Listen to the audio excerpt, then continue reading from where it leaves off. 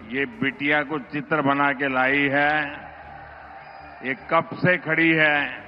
उधर कोई वरिष्ठ सज्जन भी मेरी मां का चित्र बना करके लाए हैं। मैं आपके इस प्यार के लिए आपका बहुत आभारी हूं। मैं मेरे एसपी जी के साथियों से कहता हूं कि आपसे वो कलेक्ट कर लें और ये बिटिया अपना अगर नाम पता लिख देगी तो मैं जरूर आपको चिट्ठी लिखूंगा। நான் என் உரையை மேலும் தொடர்வதற்கு முன்பாக நெடுநேரமாக அங்கே ஒரு சிறுமி, ஒரு குழந்தை என்னுடைய அம்மாவின் படம் என்று நினைக்கிறேன், அதை கையிலே ஏந்தி கொண்டு எனக்கு தர வேண்டும் என்று துடித்துக் கொண்டிருக்கிறது. குழந்தை, உன்னுடைய பெயர் அதில் இருந்தால் போதும், இதை நான் பெற்றுக்கொண்டு உனக்கு என்னுடைய நல்லாசி கடிதத்தை கண்டிப்பாக அனுப்புகின்றேன். என்னுடைய நண்பர்கள் அதை பெற்றுக்கொண்டு என்னிடம் தருமாறு கேட்டுக்கொள்கிறேன். थैंक यू बेटा। நன்றி பெண்ணே। ये बच्ची कुछ कह रही है, भाई जरा देखो।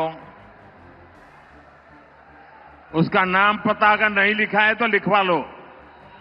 அந்த குழந்தையின் பெயர் முகவரியை தயவு செய்து அதிலே குறித்துக் கொடுங்கள்। इतने प्यार से, इतने उत्साह से आई है बेटी। थैंक यू बेटा, थैंक यू।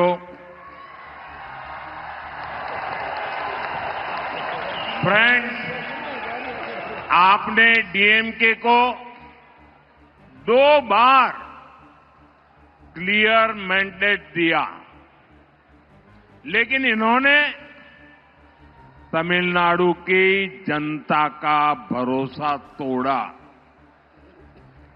डीएमके ने वादे ढेर सारे किए, लेकिन काम 0 रहा। डीएमके सरकार को अब लोग सीएमसी सरकार कह रहे हैं। सीएमसी सरकार यानी करप्शन, माफिया और क्राइम को बढ़ावा देने वाली सरकार। तमिलनाडु की जनता अब डीएमके और सीएमसी दोनों को उखाड़ फेंकने का मन बना चुकी है। यहां बीजेपी एनडीए की डबल इंजन सरकार बनना तय है। நண்பர்களே, ஆட்சி செய்ய நீங்கள் திமுகவிற்கு 2 முறை வாய்ப்பளித்தீர்கள், தெளிவாக அதிகாரம் அளித்தீர்கள். ஆனால் அவர்கள் தமிழ்நாட்டு மக்களுக்கு நம்பிக்கை துரோகம் இழைத்து விட்டார்கள். வாக்குறுதிகளை அள்ளி தெளித்தது திமுக. ஆனால் ஆற்றிய பணிகள் என்னமோ பூஜ்யம்தான். திமுக அரசினை இப்போது மக்கள் சிஎம்சி அரசாங்கம் என்று அழைக்கின்றார்கள், தெரியுமா? சிஎம்சி அரசாங்கம் என்றால் கரப்ஷன், மாஃபியா மற்றும் கிரைம், அதாவது ஊழல், குற்றவாளி குழுக்கள், குற்றங்கள் ஆகியவற்றை ஆதரிக்கும் அரசாங்கம். தமிழ்நாட்டின் மக்கள் இப்போது திமுக மற்றும் சிஎம்சி இந்த இரண்டையுமே வேரடி மண்ணோடு கிள்ளி எறிய வேண்டும் என்று தீர்மானம் செய்து விட்டார்கள். இங்கே தமிழ்நாட்டிலே பிஜேபி என்டிஏவின் இரட்டை என்ஜின் அரசாங்கம் அமைவது உறுதியாகிவிட்டது. फ्रेंड्स, आज तमिलनाडु में एक ऐसी सरकार है जिसे डेमोक्रेसी या अकाउंटेबिलिटी से कोई लेना देना ही नहीं है।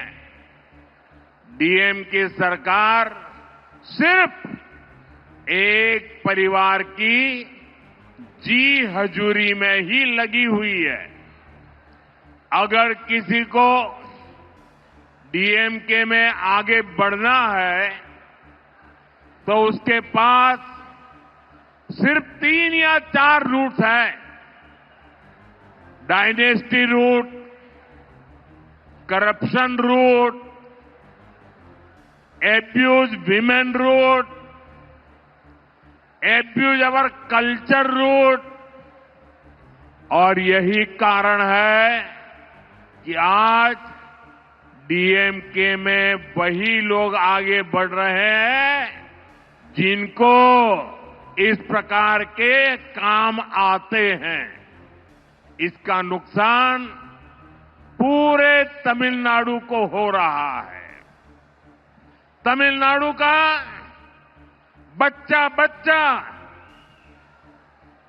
जानता है कि कहां कहां कितना करप्शन हो रहा है और करप्शन की ये कमाई किसकी जेब में जा रही है। நண்பர்களே, இன்று தமிழ்நாட்டிலே எப்படிப்பட்ட அரசாங்கம் இருக்கிறது தெரியுமா? இங்கே ஜனநாயகம் இல்லை, நம்பகத்தன்மையும் இல்லை. திமுக அரசாங்கம் ஒரே ஒரு குடும்பத்திற்காகவே மட்டும் இங்கே இயங்கிக் கொண்டிருக்கிறது. நீங்கள் திமுகவிலே முன்னேற வேண்டும் என்று சொன்னால் அவர்களுக்கு ஆமாம் சாமி போட்டு ஆக வேண்டும். இங்கே 3-4 பாதைகள் மட்டுமே இருக்கின்றன. ஒன்று வம்சாவழி பாதை, அடுத்தது ஊழல் பாதை, மூன்றாவது பெண்களை வசைபாடுவது, நான்காவதாக நமது கலாச்சாரத்தை வசைபாடுவது. இந்த காரணத்தால் தான் இங்கே திமுகவில் இருப்பவர்களால் முன்னேற முடிகிறது கட்சியிலே. இதன் பாதிப்பை தமிழ்நாடு சுமக்க வேண்டி இருக்கின்றது. தமிழ்நாட்டிலே ஒவ்வொரு குழந்தைக்கும் இந்த விஷயம் நன்றாக தெரியும்.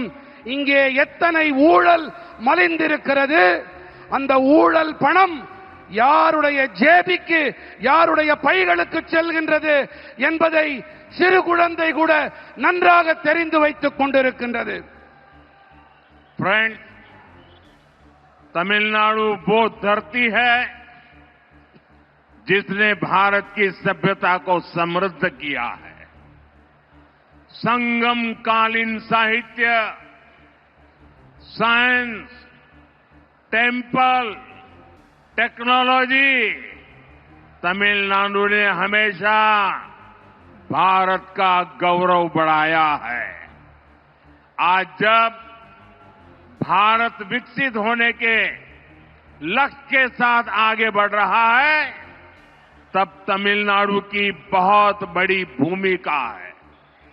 हमें तमिलनाडु को डीएमके की जंजीरों से आजाद कराना ही होगा। तमिलनाडु जितनी जल्दी विकसित होगा, देश भी उतनी ही तेजी से विकसित होगा। நண்பர்களே, தமிழ்நாடு எப்படிப்பட்ட பூமி என்றால், இதுதான் பாரத நாட்டின் பண்பாட்டை வளம் நிறைந்ததாக ஆக்கியது. சங்ககால இலக்கியங்கள், விஞ்ஞானம், ஆலயங்கள், தொழில்நுட்பம் பாரத நாட்டின் கௌரவத்தை உயர்த்தியது. நம்முடைய தமிழ்நாடு இன்று வளர்ச்சியடைந்த பாரதம் என்ற இலக்கை நோக்கி நாடு முன்னேறிக் கொண்டிருக்கும் வேளையிலே நாம் தமிழ்நாட்டை திமுகவின் கொடூரமான தலைகளிலிருந்து விடுவித்தாக வேண்டும். எந்த அளவுக்கு வேகமாக தமிழ்நாடு முன்னேறுகிறதோ அந்த அளவுக்கு வேகமாக தேசமும் முன்னேற்றம் அடையும். फ्रेंड्स, बीते 11 वर्षों में एनडीए की केंद्र सरकार ने तमिलनाडु के विकास के लिए अभूतपूर्व काम किया है। 2014 से पहले जब दिल्ली में डीएमके और कांग्रेस की गठबंधन वाली सरकार थी,